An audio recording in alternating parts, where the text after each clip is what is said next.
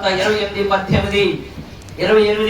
మనందరికీ చివరిగా ఆయన పునరుద్ధానం అయిన తర్వాత ఆయన వెళ్ళిపోతూ చెప్పిన ఒక చక్కని మాట 28వ అధ్యాయం 18-19 వచనాలు. 7వ సూయ ఏంటంటే సువార్త ప్రకటించాలి. మనం 7 సార్లు చెప్పాను. ఫస్ట్ ఏం చెప్పాను? సంతోషపరిచాడు మగ్దలేని మరియాని. మగ్దలేని మరియా మీద ఒక అద్భుతమైన మాట చెప్పాలి. ఏంటో చెప్పిన, దెయ్యాలు పట్టి బాధపడుతున్న స్త్రీని దేవుడు దెయ్యాల నుండి విడిపిస్తే ఆమె ఏమని చెప్పండి? దేవుని కోసం జీవితాన్ని అప్పగించు. దేవుడు చేసిన మేలుకి మగ్దలేని మరియా బిడ్డలారా శిష్యులైనా వెళ్ళిపోయారేమో గాని ఆమె మాత్రం ప్రభువు వదిలిపెట్టలా. ఎందుకో తెలుసా? దేవుడు చేసిన కార్యాన్ని గుండెల్లో పెట్టుకుని, దేవుడు ఎన్ని మేలు చేస్తున్నా మర్చిపోతున్నావు అందుకు పెట్టారా? అలా ఉండాలి. సంతోషపరిచాడు.